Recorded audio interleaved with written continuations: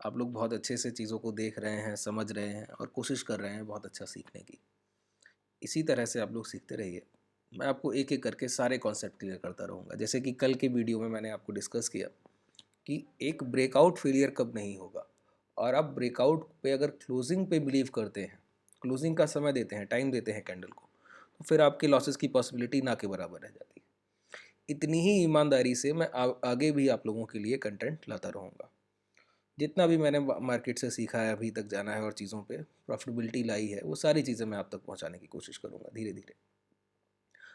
अब सबसे पहले जब आप किसी से जुड़ते हैं तो आपके पास पहला सवाल जो मेरे पास भी आया वो यही था कि प्रॉफिटेबिलिटी आपकी क्या है, आप बिलीव कैसे होता है। तो मैं आपको, देखिए, अपने एक पोर्टफोलियो, जितने भी पोर्टफोलियो हैं उनमें से एक पोर्टफोलियो का हिस्सा मैं आपको दिखाता हूँ और ये स्विंग के लिए लेता हूँ।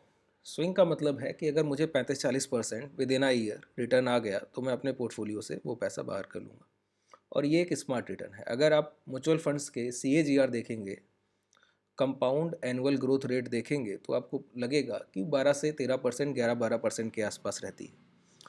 और मैं उसके मुकाबले अगर प्रॉफिट्स बुक करते हुए भी आगे बढ़ता हूँ ना, जैसे कि मैं पिछले कुछ 3-4 महीनों में कुछ नहीं किया होगा तो 80-90 हज़ार के आसपास इस डीमैट में प्रॉफिट भी बुक कर लिया होगा, और उसके बाद अभी ये 3,30,000 के आसपास आप देख रहे हैं ये प्रॉफिट चल रहा है। करंट वैल्यू जो है 17,66,000 के आसपास है। इसमें 93% वेटेज आप देखिए तो स्टॉक्स का है, और 7% वेटेज म्यूचुअल फंड्स का है, जिसमें 37% के आसपास ग्रोथ है। 16,40,000 इधर है और 1,24,000 इधर। अब ये स्विंग ट्रेडिंग के लिए लेता हूँ, ठीक है। स्विंग ट्रेडिंग समझते हैं कि खरीदे स्टॉक्स को और फिर उसके बाद उसको कुछ 4-5-6 महीने होल्ड किया, अगर वो आपको 60-70% रिटर्न देकर निकल गया है तो उसको बुक करके निकल जाना है। कुछ स्टॉक्स समय ले लेते हैं, 8-9 महीने का समय ले लेते हैं, क्योंकि टाइम का अंदाज़ा लगाना आसान नहीं, प्राइस को प्रेडिक्ट करना आसान है, कितने समय में चलकर जाएगा वो कहना आसान नहीं है। जैसा कि विजय केडिया जी का कहना है, आप लोगों ने सुना होगा, investment is like a bamboo tree, कि अगर आप इन्वेस्टमेंट कर रहे हैं तो वो कितना भी समय ले सकता है, हो सकता है 4-5-6 महीने 8 महीने तक वो कंसोलिडेशन में ही बना रहे स्टॉक, और उसके बाद आपके रिटर्न की शुरुआत हो और फिर आप पाएँ कि 1 महीने में आपके रिटर्न 40 से 50% हो गए। अगर आप इसका एग्जाम्पल चाहते हैं तो BSE का चार्ट देखिए, CDSL का चार्ट देखिए, MCX का चार्ट देखिए, इस तरह के प्राइजेक्शन आपको देखने को मिलते हैं। जो स्टॉक्स 8-9 महीने में ही कंसोलिडेशन के बाद, रिट्रेसमेंट के बाद और एक पूरी तरह से डाउन साइड 50-60% फॉल करने के बाद 400-400% ऊपर ट्रेड करते हैं, ठीक है। उसमें से एक स्टॉक मैं आपको रिकमेंड करूंगा जो मैं आगे चलकर ऐड ऑन करने जा रहा हूँ। मंडे को मुझे लग रहा है मैं उसकी खरीदारी करूंगा, और उसके लिए मैं आपके लिए एक वीडियो अभी मैं आपको बता दूंगा कि किस तरह से, क्यों मैं वो खरीदना चाहता हूँ। चलिए पहले स्टॉक्स को आगे देख लेते हैं। आगे बढ़ते हैं यहाँ पर, और आप पाएंगे यहाँ पर ये इन्वेस्टमेंट आपको दिख रहा है, ठीक है। और देखिए पोर्टफोलियो बहुत बेहतरीन आपका होना चाहिए। अगर इंडेक्स में कोई बिकवाली है और आपके पास स्टॉक स्ट्रांग है तो आपका पोर्टफोलियो कभी भी नेगेटिव क्लोजिंग की पॉसिबिलिटी नहीं रखता है। जैसे कि आप यहाँ पे देख रहे हैं, निफ्टी ने नीचे क्लोज किया है, नेगेटिव क्लोजिंग है, लेकिन पोर्टफोलियो कभी भी नेगेटिव क्लोज नहीं करेगा। क्यों? स्टॉक्स बहुत अच्छे रखे हुए हैं। जब स्टॉक्स को अच्छा एड ऑन करते हैं, जैसे मैं, ये एक स्टॉक है, हिंडवेयर करके कंपनी है, ठीक है। आप इस स्टॉक को अपने पोर्टफोलियो में ऐड कर सकते हैं। फर्दर मैं भी ऐड करने जा रहा हूँ, ठीक है। मंडे से क्वांटिटीज़ को ऐड, और ख़रीदने का तरीका आप सीख लीजिए। देखिए सबसे पहली बात यह है कि अगर आप स्विंग के लिए कोई चीज़ खरीद रहे हैं तो सीधी सी बात है, आपका टाइम फ्रेम 2 से 4 महीने को होल्ड करने को है। तो आप क्या करते हैं, एक बार में पूरे कैपिटल को लमसम कर देते हैं, पूरे एक कैपिटल को एक बार में डिप्लॉय कर देते हैं। अगर आपके पास 2 लाख रुपया है और आपको लगता है कि रिलायंस चलने को है, तो आप क्या करेंगे, एक बार में ही 2 लाख रुपए इन्वेस्टमेंट करेंगे। नहीं, ऐसे खरीदारी कभी नहीं की जाती। देखिए मैं जब टेक्निकल्स पे बात करता हूँ तो आपको बताता हूँ कि एक सपोर्ट, एक जोन होता है, दायरा, ना कि एक्यूरेट प्राइस। अगर आपसे कोई कहता है कि बैंक निफ्टी 44,000 को टच करते ही ऊपर जाएगा, तो ये सबसे गलत बात है। क्यों? कोई भी एक प्राइस, एक्यूरेट प्राइस कभी सपोर्ट नहीं हो सकता, वो एक जोन होगा। अगर आपसे कोई कहता है कि 43,800 से 44,000 के बीच में बायर्स हैं, तो ये एक अच्छा एनालिसिस है, ठीक है। इसी तरह अगर आपको किसी स्टॉक को ऐड ऑन करना है, जैसे मैंने आपसे कहा कि ये हिंडवेयर आपको ऐड ऑन करना है, ठीक है, तो 526 प्राइस चल रहा है, और आप 526 पे ही पूरा कैपिटल डिप्लॉय कर रहे हैं। ये खरीदारी का तरीका ही गलत हो गया। आपको क्या करना है, अपना 50% कैपिटल डिप्लॉय करना है। अगर आपको 1 लाख रुपया इन्वेस्ट करना है तो 50,000 अभी डालना है और 50,000 को अगले 2 बार में इन्वेस्ट करना है जब आपके जोन की खरीदारी मिलती है। जैसे अब ये मैं नहीं तय करूंगा कि किस जोन में खरीदारी करनी, ये प्राइस तय करेगा।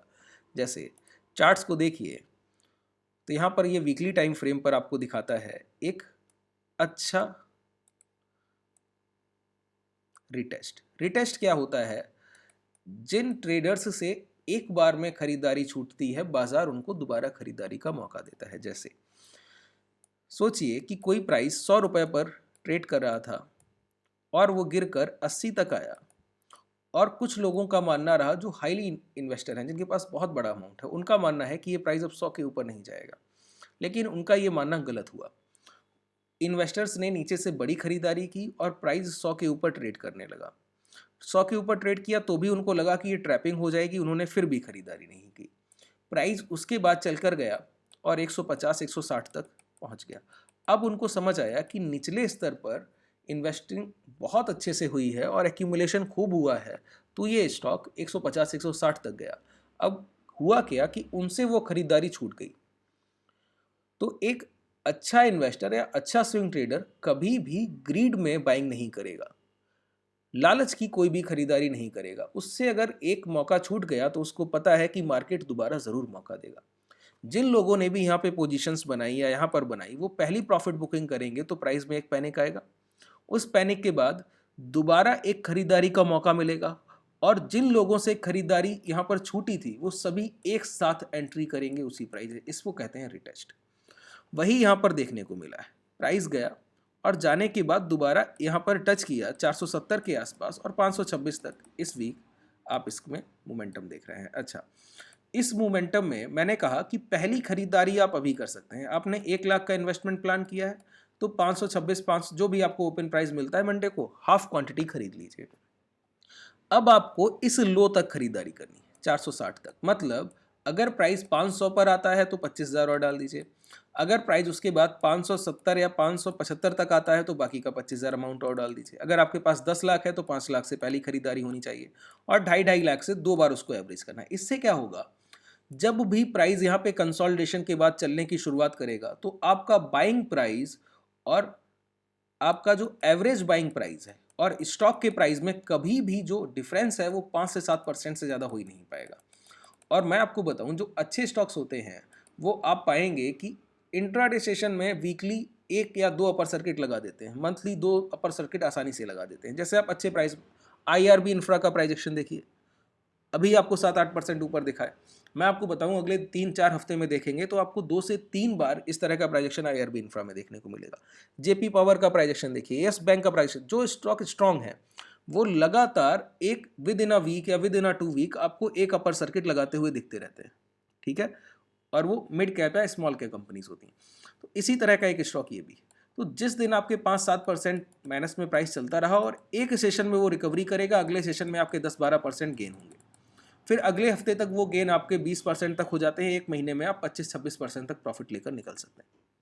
ठीक है, इस तरह की ये खरीदारी है। तो मैंने आपको एक ओवर, जिस तरह के आप लोगों के डाउट थे कि क्या किया जा सकता है, तो मैंने आपको बताया कि स्विंग ट्रेडिंग से भी पैसा बनता है।